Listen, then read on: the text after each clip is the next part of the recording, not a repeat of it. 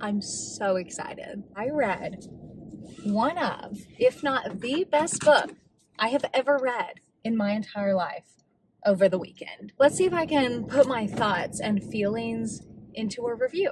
First and foremost, I have to thank the author, even though I do not know how to pronounce her last name. Her name is Jane. Last name is Shemilt. I always want to say like Shemilt, but I got an advance copy of this book off of NetGalley, so thank you to Jane and NetGalley for a copy in exchange for my honest review. And I genuinely am being so honest. This was one of the best books I've ever read. Probably the best book I've read this year by a long shot. This book is called Vacation House, and it is a dual POV. Don't pull out, person. I hate driving. But this book is The Vacation House, and like I said, it is a dual POV. It's Uncrustable time. Dual POV of two girls. So the youngest one, Sophie, takes place in 2003 in Greece, and her family works for a very wealthy family. They live in their like guest house, I guess, in Greece, and basically they live there in exchange for taking care of the house and taking care of the family when they are at their vacation house. So that's story one. And the other point of view is a girl named Julia, and that is modern day 2023. And Julia is in a very, sorry, I got text. Julia is in a very like unhappy marriage. She's kind of just in it for the convenience of him being like successful, and she thought it was love, I guess. The whole story, you were just trying to figure out how these two, this girl and this woman, are connected. For the sake of the review, a little spoiler here, but we learned very early on, so it's not a huge spoiler. So Julia, the adult set in 2023, you learn that it is her family that owns the house that Sophie's family lives and works at. So Sophie's family takes care of Julia's family. There are so many triggers in this book, and it is very rare that I say this book was almost too much for me. Like I'm constantly saying, oh, I wish this book had more. I wish it had more. I was happy with this book. I was thrilled with the drama in it. There was just so much going on. But the triggers, I'm going to say now, there is child abuse, there is rape, attempted murder, there is suicide, murder in and of itself. There's just a lot going on, and I will say there were some parts of this book, specifically with sexual abuse, that were very, very hard to read. There's also child abuse in this book.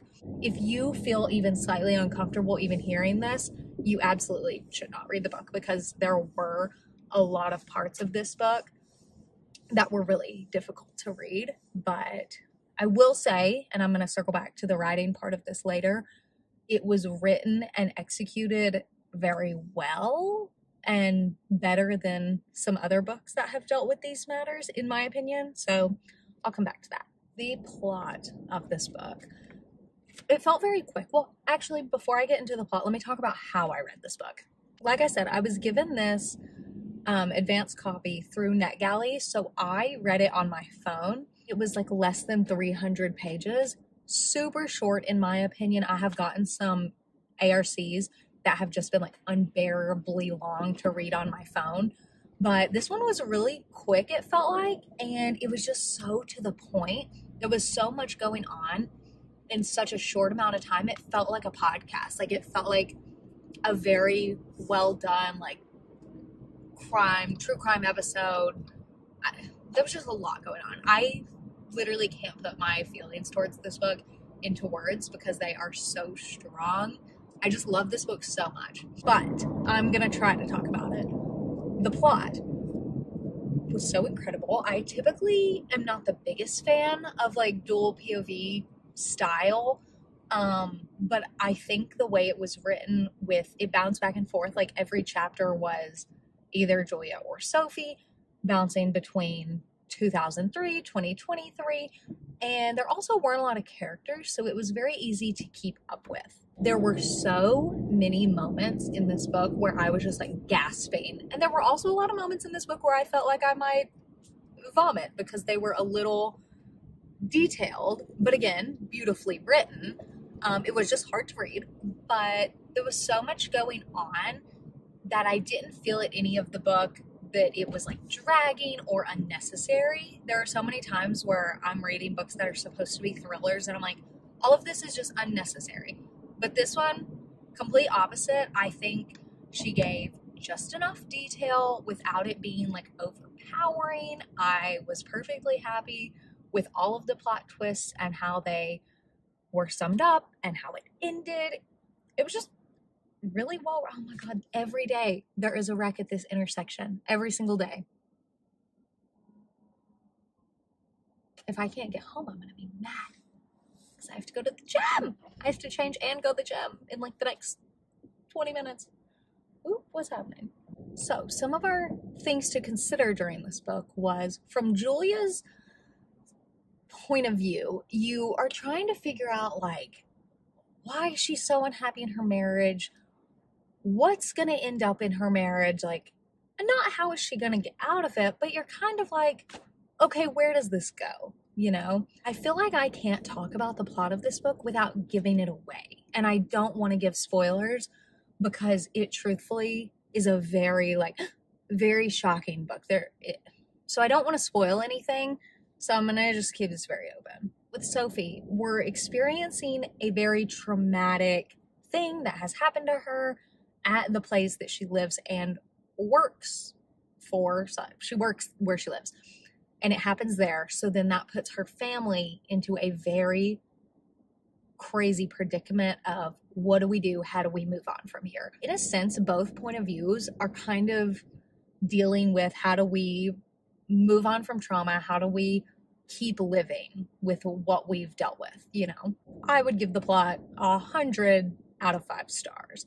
It was so well done. There was so much going on, so many plot twists, and there were a couple times when I was like, I really think I know what's going on here, and then I was like, oh my God, I did not see that coming at all. And usually I'm pretty good at predicting stuff, but Jane just did such a good job of connecting all the dots in the most like mysterious, spooky, crazy ways. The characters of this book, there aren't a lot. Well, no, there are a lot, but I think they all matter, and the ones that matter most are given the details that they need. So you get a lot of people from Sophie's point of view because she's Greek, she's got this huge family, and they're all very close. So there are a lot of characters there, but again, they're all necessary and they're all written well. On Julia's side, you see like her main family, which is her daughter, her husband. You also get introduced to her therapist, which is a great second story, I guess, on top of this other story. So there aren't too many characters. Obviously, 2 main characters, both female, both dealing with their trauma, and we're watching them overcome it. I would give the characters a lower score than the plot because I do think there was a lot of them, and at some times, specifically in Sophie's story, I was like, who was that person again? Like, what were they doing? But I think the storyline, for me, there were some points when I was thinking, who is this character? I was also like, doesn't matter because I love the story so much. I'm just going to go with it and pretend that I know who this character is. But then after like context clues, obviously you figure it out. Overall, I'm definitely giving this book 5 out of 5 stars. I just thought it was amazing. It is a book I would reread. This person seems very close to me behind me, but I want to say I would recommend it to everybody, but I genuinely would not recommend this book to everybody because of the trigger warnings. There were a couple people who instantly responded to my story on Instagram and they were like, this book sounds amazing, but I don't think it's for me. Glad you enjoyed it, but the trigger warnings are just a lot. I wouldn't recommend it to everybody, but it was a phenomenal book. If you like a thriller, if you like this type of book, you will love it. It's like The Housemaid is, it's like what I want The Housemaid to be. Like The Housemaid just, it wasn't enough for me. It was a domestic thriller. This isn't, it's obviously not the same. But this book is like everything that I want mainstream book talk, TikTok popular books to be, that they just aren't. I don't know if that makes me like really messed up in the head, but yeah.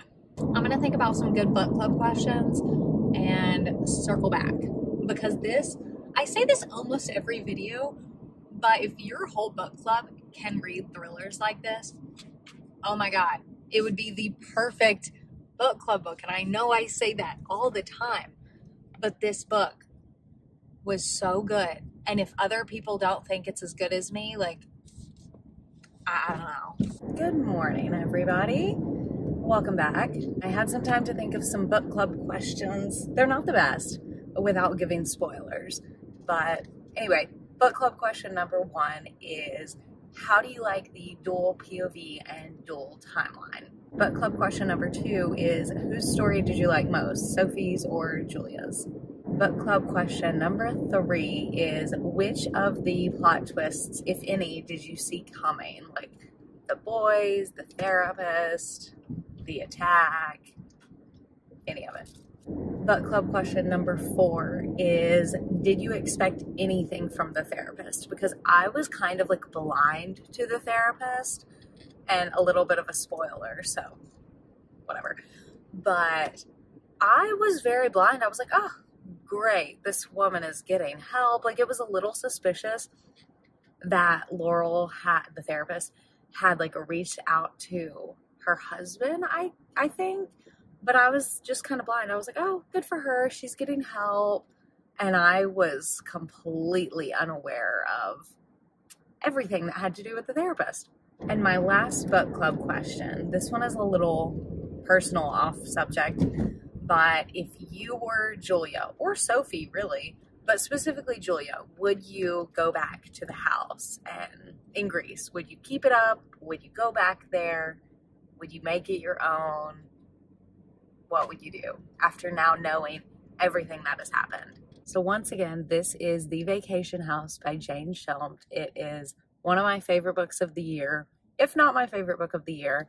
But I just want to give a little shout out. So again, thank you to Jane and NetGalley and the publishers for an advance copy of this book. I absolutely loved it. A little side note, since I didn't say it earlier, this book is released on December 26th, so right after Christmas.